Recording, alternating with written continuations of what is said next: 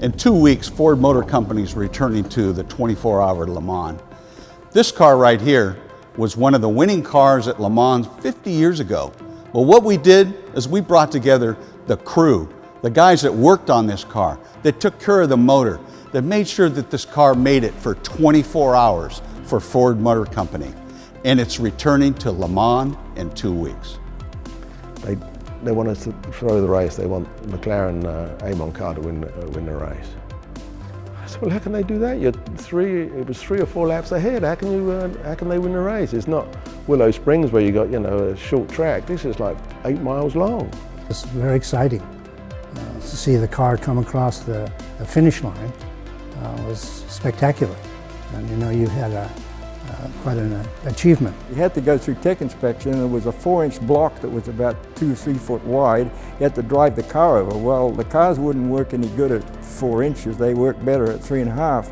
So what the guys did, they'd cut these little slivers like wedges of wood and stuffed them, hammered them in between the springs on the car to raise it up 1/2 inch. So we went through tech inspection, okay?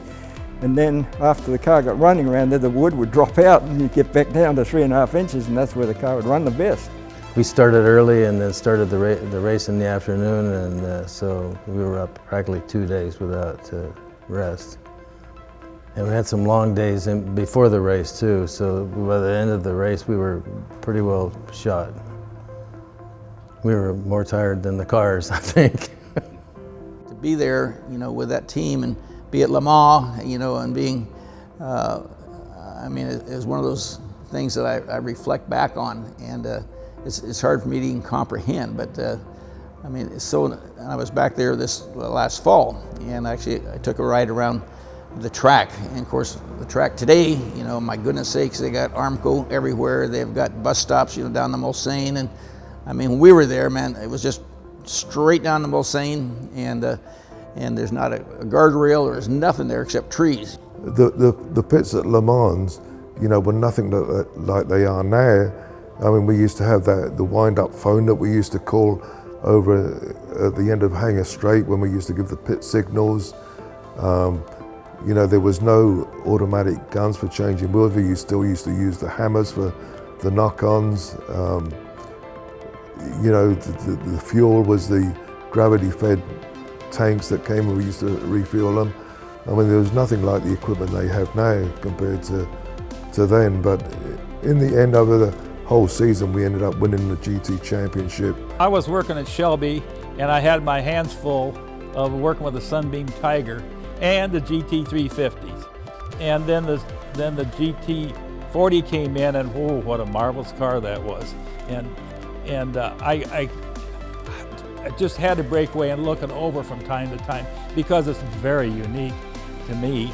And while I'd worked on some pretty nice cars, including the Daytona Coupe, which was already proven itself very successful, this thing was really great.